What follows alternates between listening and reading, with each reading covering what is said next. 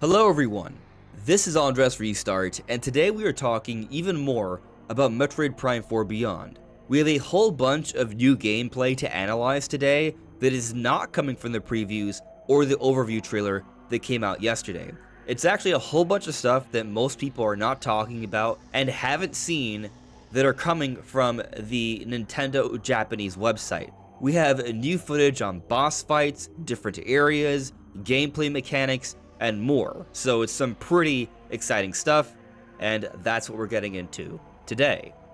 But before going forward, let me simply point out that I do have this goal to reach 60,000 subscribers, so if you find yourself enjoying my videos, I would very much appreciate your support, subscribing if you haven't done so already, liking the video, commenting, hyping the video. It all makes a huge difference to help these videos get seen by others. So yes, I would very much appreciate it, but I at least thank you for coming by to watch today's video. Diving into the website here, we are greeted with a fairly ominous look of an up-close piece of art of Samus in her Viola suit. And I just want to say, there's not really that much being shown here, but I do kind of think about how Metroid games do have a lot of darkness to them. There are a lot of dark themes. There are a lot of sad, scary moments throughout the adventure, and there's been a lot of criticism that Metroid Prime 4 has seen over the last 24 hours from previews, because a lot of people are not happy with Miles McKenzie, a companion character that you interact with for about 10 to 15 minutes, and then leave afterwards. Some people find him to be very annoying, and from the overview trailer, we see that there are other companions we interact with throughout the course of the adventure. And I'm just pointing out that Samus has worked with Federation troopers before, and they have died, or fellow hunters, and they have died in very sad, gruesome ways. So it may be the case that we're going to grow attached to these characters, and then the story of Metroid Prime 4 is going to tear our hearts to shreds when we see them brutally murdered or something. Like, this is something that's happened a few times before. I wouldn't be surprised if it happens again. And so when I see this dark, ominous look of this piece of art of Samus, I'm reminded of the fact that Metroid games do have some very sad, dark moments. Of course, we don't know exactly what's going to happen in Metroid Prime 4. Now, just a note I want people to keep in mind, this is a website in Japanese, right? So a lot of the text will be in Japanese. I do not speak Japanese, I do not read Japanese. However, I do have the power of Google Translate, so when I right-click, I can see what these things say. It is a Google translation, not necessarily 100% accurate, but for the most part, I think it gets the point across. So here it says, explore the world in 360 degrees from Samus's perspective. Use various abilities to defeat enemies and escape from the unknown planet. That's pretty basic stuff there, but continuing on, we see a little bit of Fury Green. We've seen this shot before. Is there anything interesting from this description here? What does it say? Gradually expand your reach as you calmly analyze the mysteries hidden on the planet, from the ancient writings carved into the ruins to the protozoa that inhabit each region. So yeah, some of this stuff is pretty basic stuff, but we're going to start to get to some new things here. So for example, here's a nice little new clip. Here we're scanning some tablet here. It's mostly just showing off the scan visor, but there's something coming up that I think is very cool. This is cool, but it's not what I'm referring to. It's just another enemy, looks like. And then here, I think this might actually be the portals we've been theorizing about. Not the doors that look like portals, but actually a portal here, maybe. Maybe. Can I see what this says here? What does it say? Switch the scan visor to decipher ancient writings and analyze creatures lurking on the planet and materials you've never touched before. Even on paths that seem impassable at first glance, you can proceed by activating mechanisms, even in narrow places that seem impassable. You can proceed by transforming into a morph ball. So I think there's a little bit more footage here. Using a Volt missile, it looks like some sort of new beam attack we've touched on before. The power glove, man, just so satisfying to see the throwing and the catching the power glove. Frost missiles freezing water like in Prime 3. I'm glad that's back. And this room right here just looks super, super interesting. Very beautiful with all the lights embedded into the walls. Cool design. Yeah, that's just some awesome gameplay there. All morph ball section is a wider tunnel than usual. Side morph ball sections. This reminds me of old Prime games. I love to see it. We got a lot to get through here, so I'm just going to continue chugging through. This, I don't think I've seen before. This looks to be in the flare pool environment. That's one of the main areas of the game, and Samus is getting some sort of power-up here. I guess the power-up is the grapple hook, and we can see with the animation, we can see like behind Samus's shoulder, very much like the claw shot from Twilight Princess. So very cool stuff here. We did see a little bit of this mechanic in the overview trailer, but now we're seeing a lot more of it, and I guess you're maybe getting the power up. So very cool stuff there. I'm just gonna linger here just to see it for another moment. Yep, you can see the claw like symbol there. Very nice stuff, or grapple hook symbol. But anyways, moving on. What does it say here for the description? Probably basically what I talked about.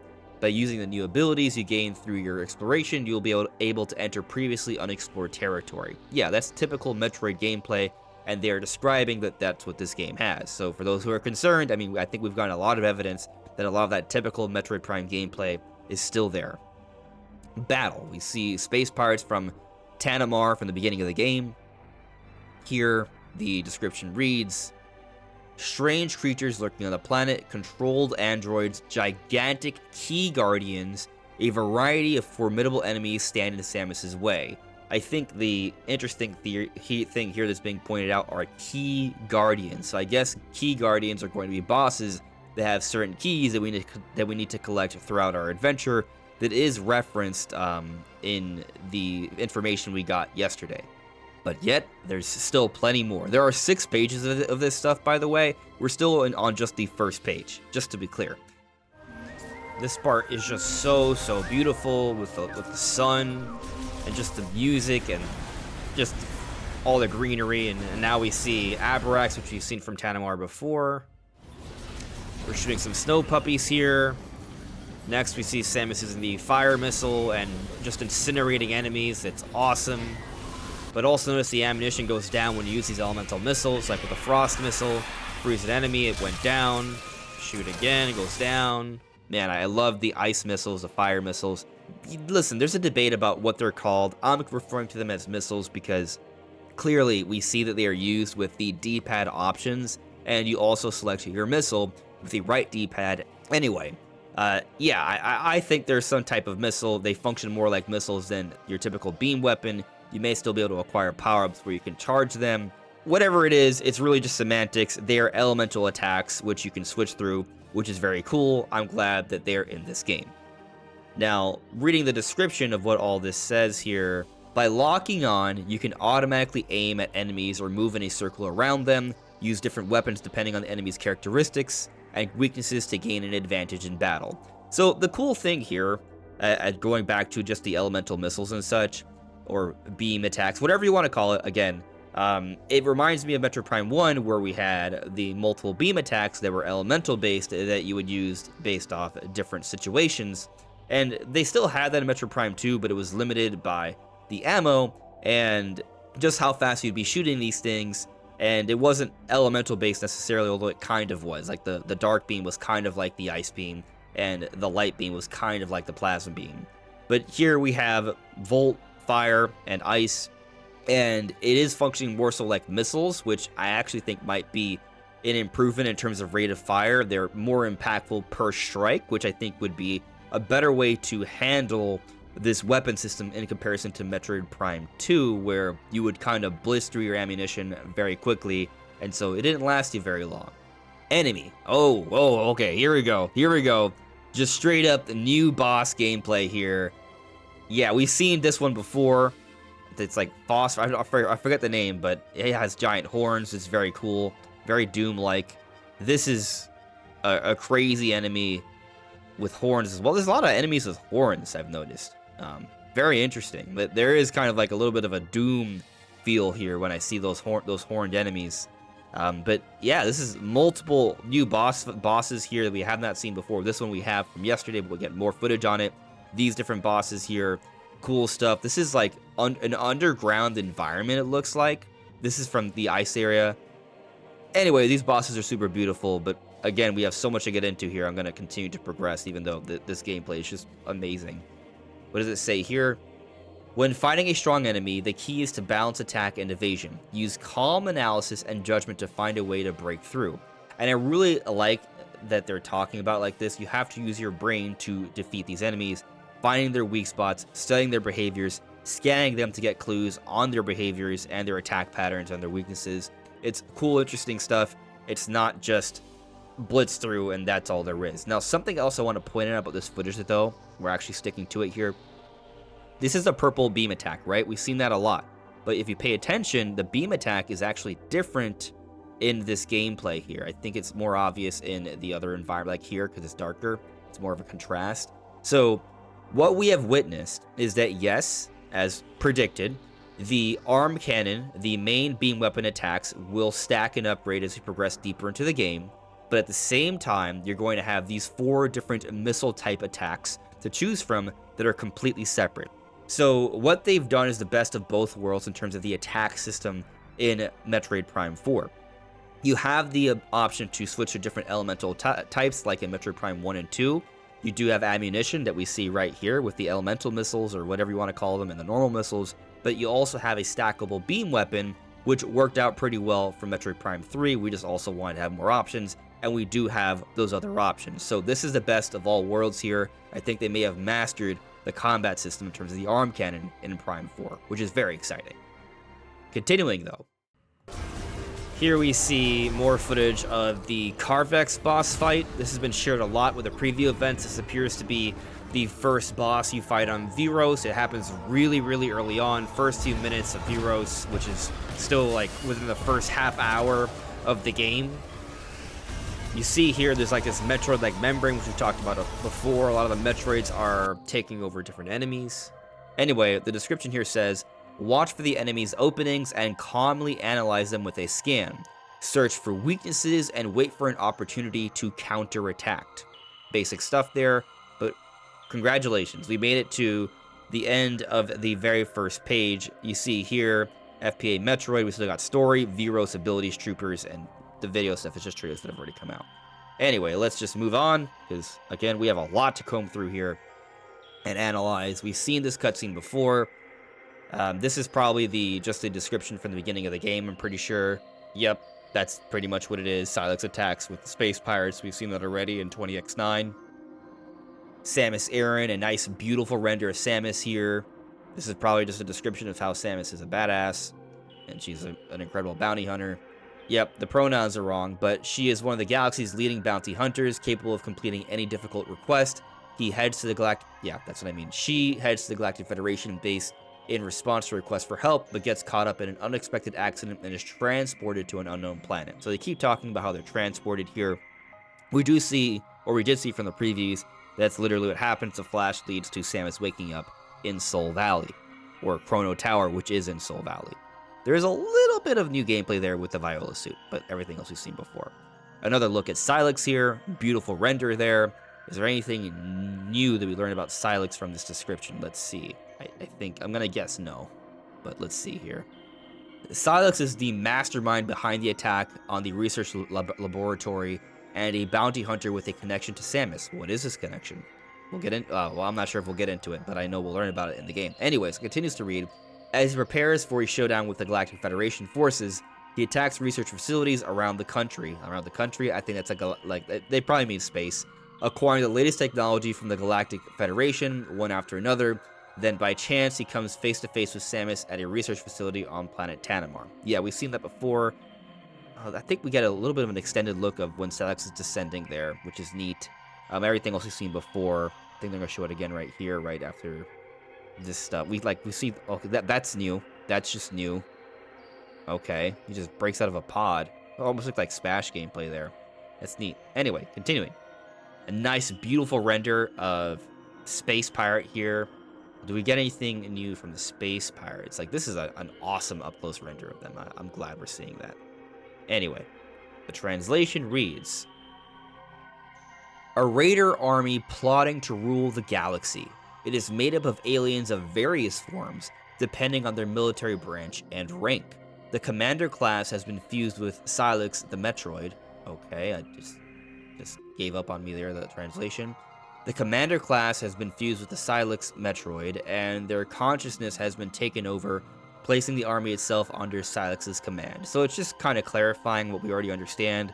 Silex is in control of this space pirate army, which is interesting. Why is he in control here? And he is using the Metroids that appear to have been changed around to control some of their upper ranks, as we see with the Abrax boss fight here. But we also get an interesting description of the Metroids themselves. So it reads, as I kind of get to it here. As Samus confronts Silex, she notices a familiar floating lifeform beside him. This is an extraterrestrial lifeform, the Metroid. Created as an artificial lifeform, its superior biology has led to it being used for military purposes as a biological weapon. The Silex Metroid is a species cultivated by Silex, endowed with the ability to control the consciousness of fused partner. So it seems like Silex has mutated these Metroids here. So we saw at the end of Federation Force, he actually steals a Metroid from the Federation Force. And I guess from that Metroid, he has now genetically engineered a new Metroid with the ability to take over the consciousness of different enemies they consume. So that's, or attach themselves to parasitically. Like, that's very, very interesting stuff. And now we get a nice up close, a beautiful render of a living Lemorne character. And I find this super interesting because we've only seen them in the ghost forms here. So where do we see this character all fleshy looking and real and not a ghost? I'm not sure. There is this description here. A race that once lived on the planet Veros. Among them, those born with a crystal on their foreheads were able to control psychic powers. Samus catches a glimpse of the last member of the family, Last Lemorne, on the top floor of the Chrono Tower. Or it says Last Ramon, but I wonder if that's, just a translation error and they mean Lemorne. So I wonder, maybe this living one is on top of the tower of Chrono Tower. Maybe that's what's going on here. Could be. Now, something interesting here. They talk about how some Lemorne have been blessed or imbued with these psychic gems. And what I find interesting about this is that I've talked about how the abhorrence that the marketing has referred to with these enemies appear to have the same amount of tentacles on their heads and limbs, a very similar anatomy, yet they're very violent and they're trying to eat and murder Samus and everyone else. I think they're just like a different type of Lemorne, and perhaps they are Lemorne that have not been given this psychic gem. We even see like a little small gap where there could have been a gem placed, but instead it's just a small little gap and they're crazed monsters that want to eat you or kill you. I think that's what's going on here. And now they start talking about the Galactic Federation troopers. So here, the description reads,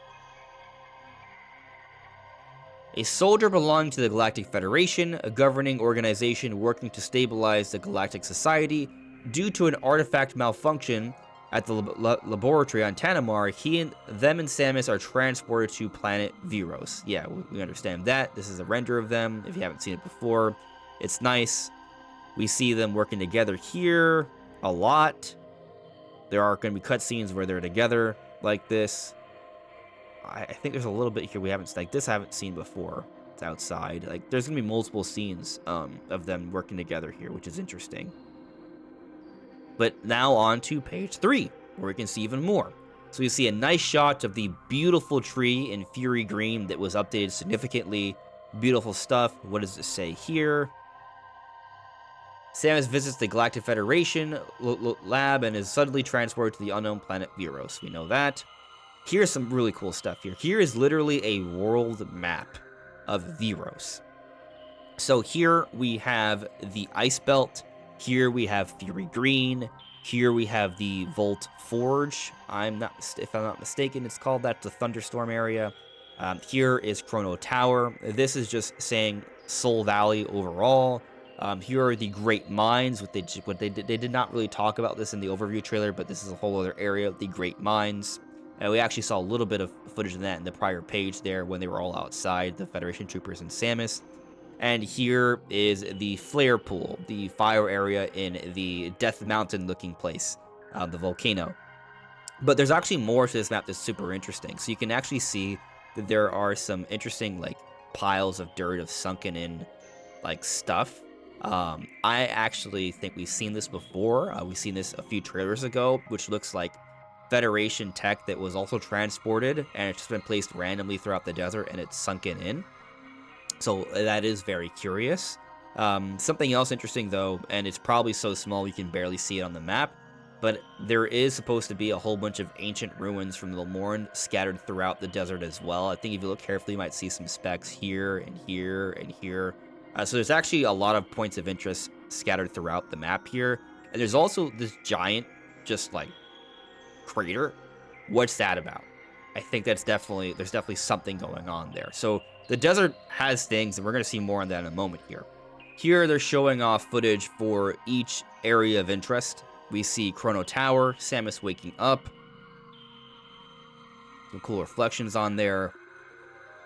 I think this is pretty much where the game starts after the events on Tanamar. A bridge forming, very interesting. There's like some bots in the air. Something clearly crazy is gonna happen. This is probably where she's given psychic powers, I guess. Yeah, I think that's what happens here. They bless her with psychic powers to start. If we look, see, she doesn't have the gem yet.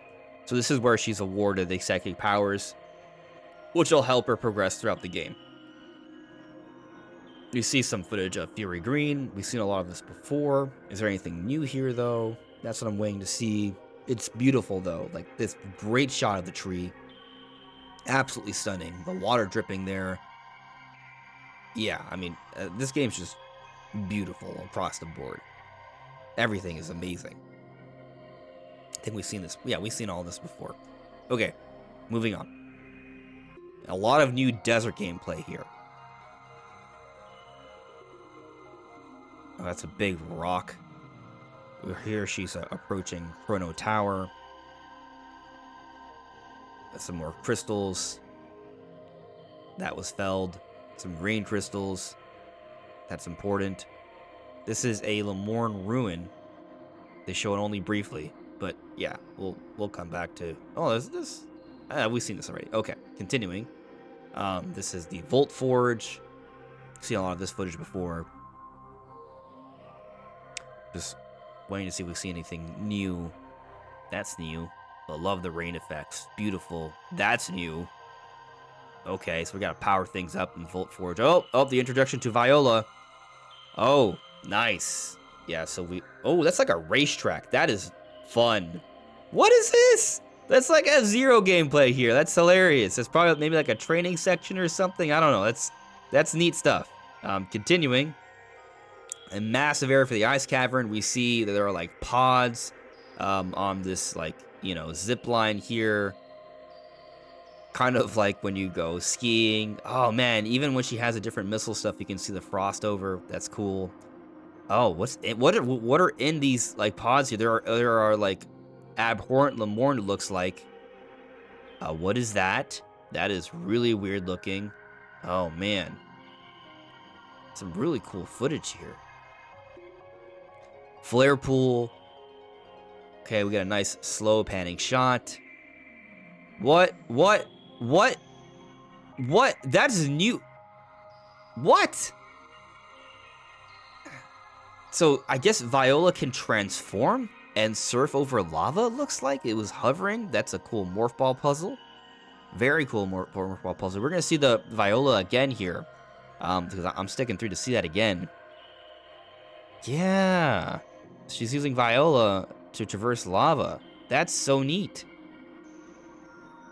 And then here we see the Great Mines. Is there even footage, or is it just a screenshot? It's just a screenshot. That is super interesting. Oh, no. It just took a while to load for some reason. Okay. So this is going to go deep underground. We see a drill. I told you there'd be a drill. There's a drill. There we go. More really cool morph ball puzzles and screw attack. Oh, that was interesting. So we saw it was like spinning. So that there may be like some charged missile attacks you can do as well, which is predictable, but also exciting to see. Really cool scope here. Yeah. Oh man, a lot of cool gameplay there. And then here we see some screenshots. Most of this we've seen already. Yeah, that's pretty much it in terms of screenshots for this page, looks like. But here we're going to get some more desert gameplay up close, bigger screen here. Oh, field boss, we saw this in the trailer, but now we see it just out in the open. So if there's any debate, yes, there are field bosses in the desert. So it was an awesome, fun ramp. Yeah, I really think that the whole take that the desert is boring was premature. As I talked about in the map, there's a lot of things in the environment. We have field bosses. There's a lot of areas that are just fun to race through. You have jumping ramps. You have crystals you can break. You have ancient ruins, which actually there's some more of that later right here. I think if you reread this description here, it's going to tell us something extremely interesting. Soul Valley is dotted with ruins once built by the Lemorn tribe. If you can open the entrances guarded by the statues, you'll be drawn into underground ruins. So there is a depth to Veros. This is very similar to perhaps the shrines in Breath and Tears of the Kingdom, and we find these scattered all throughout the open environment of the desert that take us to an underground ruins, some sort of other underground environment that we don't quite understand yet. And so there's actually a lot to the desert. Like, let's scroll back to the map here. Right, just to keep this clear. We now have it confirmed that there are various crystals to break and get different resources throughout. There are different types of enemies you can fight with all throughout the desert, like smaller enemies. There are field bosses, at least that desert boss that we find all throughout this environment, right? We now also see that there's not just one Federation area that's like sunken in, but several, as you can see with all these like dark circles here. We have Chrono Tower in the middle, but we have the other big areas off to the side. We have this very strange crater here, and then on top of all of that, there are these Lemorn ruins scattered throughout. I assume that's a Lemorn ruin, I'm not sure. You can't see them clearly on this map here, but they're all throughout. They're very similar to, or at least the way it's been described so far, it seems to be at least somewhat similar to the shrines you saw in Breath and Tears. How the ancient ruins part of it, like when we're going underground, how that gameplay will be, we have no idea about, but very clearly, there is a lot to the desert here. So, yeah, people were dooming and glooming about the desert, and now we know there's a lot to do in it. I think it's just an example of, let's just wait and see what the game actually has to offer before jumping to conclusions and dooming and glooming and saying this is a terrible shit game. Like, I have a problem with just how negative people are as of late. It's too much. Be critical, yes, but be critical based off objective evidence, not based off of, oh, I'm worried and I have no reason to think this is bad, but I haven't seen anything, so therefore it's bad. That just doesn't make sense to me. Anyway, continuing. We've seen all this stuff, trying to move on to the next page of abilities here. I don't think we've seen this before. What does it say here? Does it give us any clues? Samus inherited the power of the Lemorns, a race that once flourished on Veros as the Chosen One. Mentioned in the prophecy, she received this power and can use her psychic abilities in both exploration and battle. So the answer is no. The description did not help us at all with understanding what this is. We have the psychic glove here. Click on it here. So these are not portals as I thought they were. They unlock items, like energy tanks. It's neat looking. And then we have this one over here. I think it shows off the control beam. Yeah, you can see you can shoot through these holes here. They really improved the control beam. I noticed that they actually obscure the environment around, perhaps to help out with processing. But it looks very much like how the beetle works from The Legend of Zelda Skyward Sword, an item like that, very Zelda-like to solve puzzles and go around. But also it slows things down as well, which I think is very useful and cool. Like, for example, to save your allies when they're about to get murdered. Definitely cool stuff there. Cool stuff. All right, and ooh, what is this description here? What does that say? Translate to English. Use the Psychic Powers visor to obtain information and activate mechanisms to find your path forward. Nothing crazy there, but all right, she's doing something to summon. Okay. And she uses a boost ball to just shoot out like that. It looks awesome. And here we're seeing more platforms that you can summon with her psychic abilities as well. Okay, cool. So I just have the general sense here that there are more puzzle mechanics in Metroid Prime 4 than prior Metroid games, which also had a lot of puzzles. And this just gets me excited because it leaves me thinking that the gameplay is going to be very varied. There's going to be a lot of interesting things that you have to think about with your mind, with the puzzles, but also there's a lot of variation to the combat, as we've talked about before, and the environments. Like, this game, honestly, from everything we've seen, just seems to have everything. I think they're trying to go for the full package here. Viola, see the art there. Here's some more desert gameplay. We're busting through the crystals, obtaining them as a resource. We're getting really fast. I love that. Whoa, almost 1,000. Wow. There's a bridge there. Neat. There's a volcano. You can see the clouds more clearly, or the smoke, I mean. Notice the enemy. I want you to pay attention to this enemy. We're going to see it again in a moment here. You're going to see like a dirt trail, which I think is a cool effect. See that right there? Very, very nice details here. All right, final page. I just want to say that I really love just how detailed the faces are in this game. What does the description read? Samus wasn't the only one transported to Veros from the research facility on planet Tanamar. During her exploration, she encounters Galactic Federation soldiers who were also transported there. Okay. All right, I think this is going to be a pretty significant scene here. During battle, you will face the enemy alongside the Federation soldiers. You can protect them, or you can be helped by them. Here we see some new footage. Let's take them down. Okay. Ice shot is slowing them down. Clearly. I love all the combat, though. It looks really cool and fun. That's awesome. Yeah, so, you know, I think sometimes people are not going to be happy with some of the character interactions, but something I'll point out, one, you can mute them. We've learned that, so if you don't like it, then you can just mute them. It's a preference, right? That's fine. And I don't believe they're going to be around that often. They're going to be around during key moments to help tell the story, offer more variety to the overall experience, something to help draw people into the story and get them to progress throughout the game, which, yes, will help the game reach a larger audience, which I think is a great idea. I understand some people are upset by them, but I think we should wait until we actually play the game and see how they kind of flow into the overall gameplay loop before jumping to conclusions and assuming it's absolutely terrible, because we haven't seen how the rest of the game is. Very similar to the desert stuff, by the way. As we've now learned a lot more about the desert, it's clearly filled with tons of things to do that are very fun and interesting. So, yeah, just that's just my overall perspective. Let's wait and see, and maybe give one of the best developers in the world the benefit of the doubt. That's what I'm saying. Ta-da!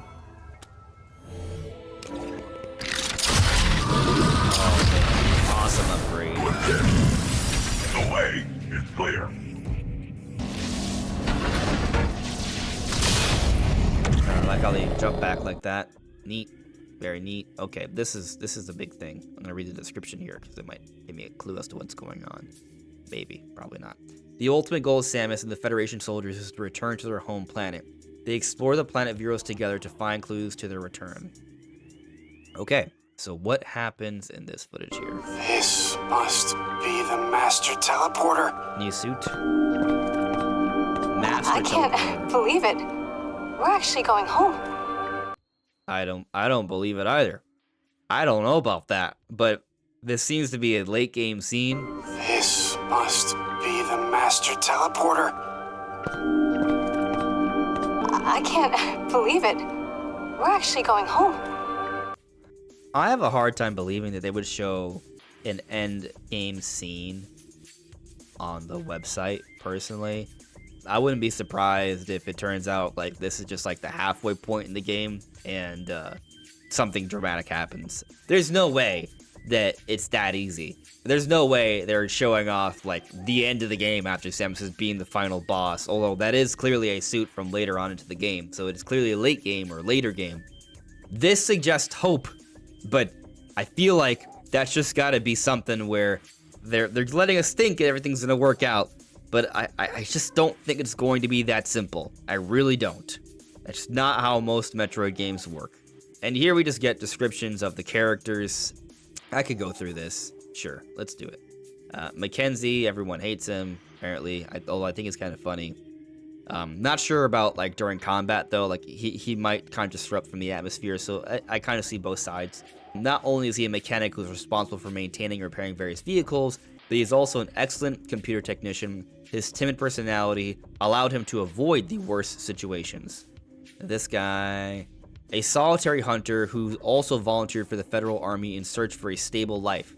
He always carries an amulet shaped like an arrowhead and believes that it is protection that has allowed him to escape from difficult situations. Okay, it's a sniper. We got this guy, a veteran who has survived numerous battles with space pirates. His stubborn personality often leads to conflicts with his superiors, but he is sincere and compassionate, making him a reliable presence on the battlefield. Cool stuff. And then this person who I theorized would be looking up to Samus. Here it reads, a private first class in the Galactic Federation Army. She has an excellent knowledge of vehicle structure and operation and can drive them intuitively. Her bright and proactive personality allow her to solve problems frequently, and she admires Samus Aran. She's clearly a she, but the pronouns get wrong with these translations. I think it's interesting how they talk about how she can operate vehicles. So are there going to be any sort of vehicles that she's riding throughout the game at some point? Maybe. And then we have VUE995. This one might be my favorite because it's not a person. A combat android belonging to the Galactic Federation Army. It pilots fighter jets, armored vehicles, bipedal manned combat mecha, and other vehicles in place of humans. It does not have a program that controls emotions, but there are cases where pseudo-emotions can be observed. And we've seen some of that from the overview trailer. It's cool stuff there. I joked around about this being my favorite. I actually do really like this one. There's plenty of opportunity for these characters to grow on me. I don't really have a problem with any of them. Maybe Mackenzie a little bit, but I also think if you give him the opportunity throughout the story, you may grow attached to them, and then maybe he's brutally murdered and you feel really bad. We'll see. But definitely, I know this is a contentious part to the game. I'm just reserving full judgment until we actually see how the full experience comes together. I think it's actually going to be fine. We saw a lot of similar stuff in Metroid Prime 3 in the first two acts, or whatever you want to call them, the first two levels. And after that, it becomes a lot more sparing, but there are still some key moments where there are some cool character interactions. And that is the entire website here. I think we've analyzed pretty much all of it. Some very, very cool stuff. I love what we saw here. I love the boss fight gameplay and a better understanding that we obtained with the power-ups and such. I personally don't feel like too much has been spoiled here. I really doubt that they're showing anything that's too late game.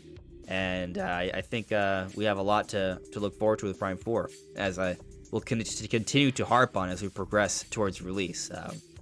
These are fun times ahead. But with that all said, thank you all so much for listening and watching. Let me know what you all think in the comments below, and I will see you all really soon. Take care. Bye.